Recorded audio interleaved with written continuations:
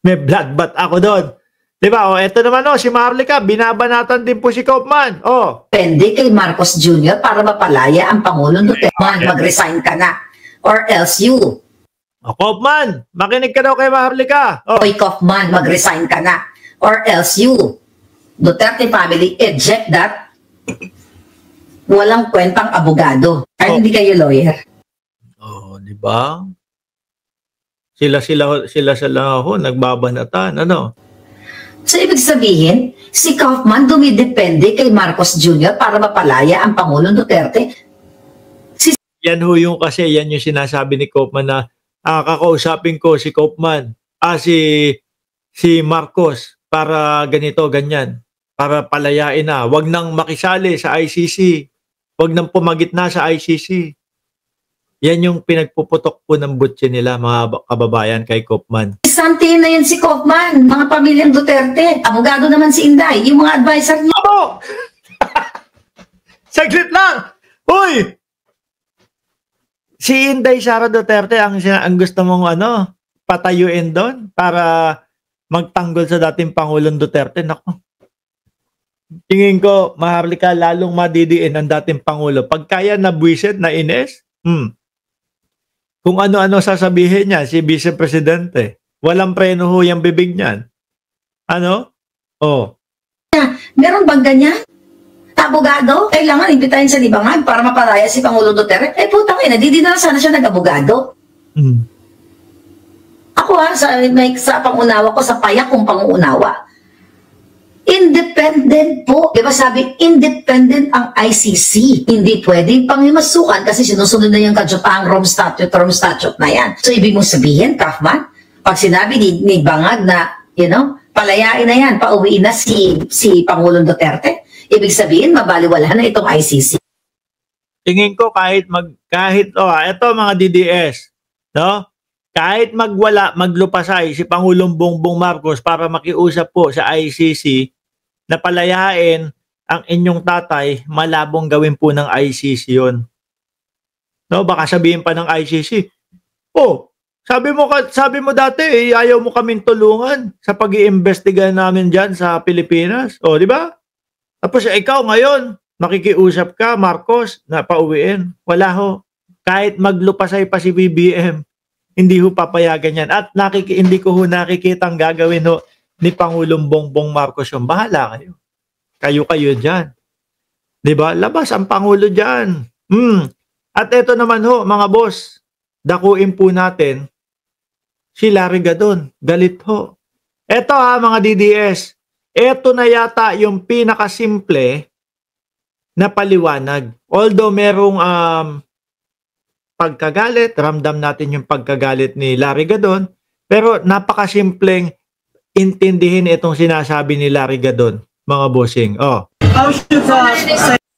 Yung tungkol po sa Supreme Court, mga kababayan. Kasi rektahan pong sinasabi ni Secretary Larry Gadon, wag niyong sundin yung Supreme Court na yan, sabi. Wala nang kredibilidad ang Supreme Court na yan, sabi ni Larry Gadon. Bakit daw ho? The Supreme Court has lost its credibility. Di ba? Nawala na ang kredibilidad ng mga yan. Sabi nung iba, alam nyo ba, 12 hanggang ilan? 12, sa 15 Supreme Court, 12 daw po appointee ni dating Pangulong Duterte, kung di ako nagkakamali. Kaya yung mga kababayan natin, hindi po maiiwasan na mag-isip na kaya pala siguro pro sila na wag matuloy yung impeachment. Kaya pala sinasabi nila unconstitutional ang impeachment na ginagawa. Siguro sabi nung iba, baka kasi nagbabawi ng utang na loob doon sa nag-appoint sa kanila. At Secretary, pakituloy po. Wala nang kwenta yung Supreme Court na yan.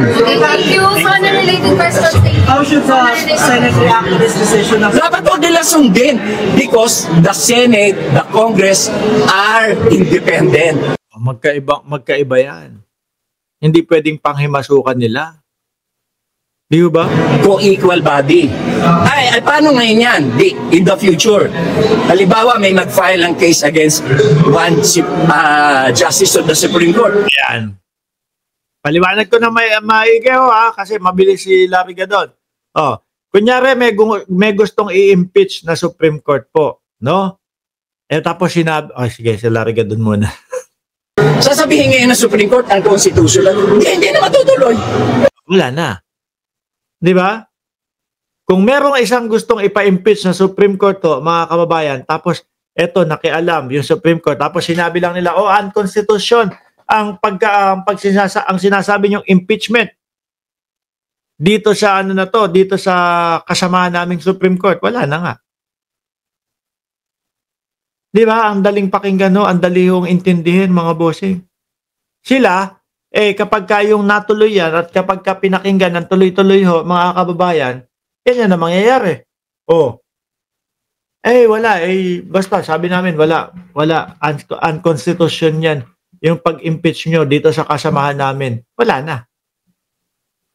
Di ba? Boss Mark, kahit 20 years pa si Kaufman na mag-abogado kay Digong, hindi mauubos yung ninakaw nila sa Pilipinas, sabi ni Raul Lising. Tuloy, attorney.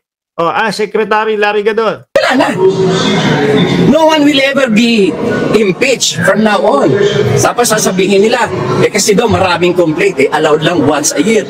Marami yung nag-file, pero iisa lang yung dinala sa plenary. Yan ha. Madami yung nag-file, pero iisa yung dinala sa plenaryo ho, mga kababayan. Pero ang tinutukoy ng Supreme Court ay madami na daw yung dinala sa plenaryo. Kaya, kumbaga, wala na sa konstitusyon ng Pilipinas yung ginawa ng Congress. Madaming nag-file. Pero iisa yung February 5 na dinala sa Senado. Ako yun lang ho talaga ang naaalala ko mga kababayan Tuloy pa. And that what counts most kung alon yung dinala sa plenary. Hindi naman. Di sa susunod, pag may gusto ka lang magpa-impeach sa'yo, sasabihin mo lang sa mga kaibigan, mga 10, 12 kayo, mag-file kayo ng iba-ibang kaso. Di wala na. Yun yung sinasabi ko. Lalo hong lalakas, mga kababayan, yung loob nung mga nakaupong mga government official na magnakaw.